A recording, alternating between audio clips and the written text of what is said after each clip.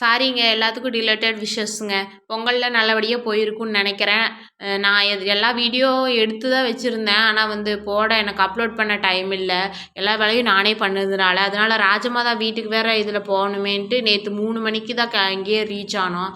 3 மணிக்கு வந்ததுமே நம்ம வீட்லயே எல்லாம் சாப்பிட்டு முடிச்சுட்டு வந்துட்டோம். 3 மணிக்கு தான் வந்தோம் இங்க. வந்ததுமே எல்லாருமே ஏதாவது ஸ்வீட்ஸ் செய்யுங்க. ஸ்வீட்ஸ் எல்லாம் செய்யல. போண்டா வேணா போடுறேன்னு சொல்லி சொன்னேன். அப்புறம் போண்டா போட்டு குடுன்னு சொன்னாங்கன்ட்டு முருங்கைக்கீரை எல்லாமே போட்டு சின்ன வெங்காயம், பச்சை மிளகாய் எல்லாம் போட்டு கலக்கி போண்டா சுடுறதுக்கு ஆரம்பிச்சுட்டேன். அப்புறம் உடனே அத்தை சரி நான் பாயாசம் வைக்கிறேன் அப்படின்னு சொல்லி வந்தாங்க. அப்புறம் அவங்க அவங்களோட சைடில் பாயாசம் வச்சுட்ருந்தாங்க. நான் போண்டா சுட்டுட்ருந்தேன். மார்னிங்கே போய் எல்லாம் ஸ்வீட்ஸ் எல்லாம் வாங்கிட்டு வச்சுருந்தாங்க. ஸ்வீட்ஸ் எல்லாமே முறுக்கு, தட்டுவடை எல்லாமே இருக்குது. இருந்தாலுமே போண்டா போட்டு சாப்பிட்றதுல ஒரு பாயாசம் குடிச்சிட்டே பொங்கல்னா அது ஸ்பெஷல்னு நெனச்சிட்ருக்குறாங்க ராஜமாதா.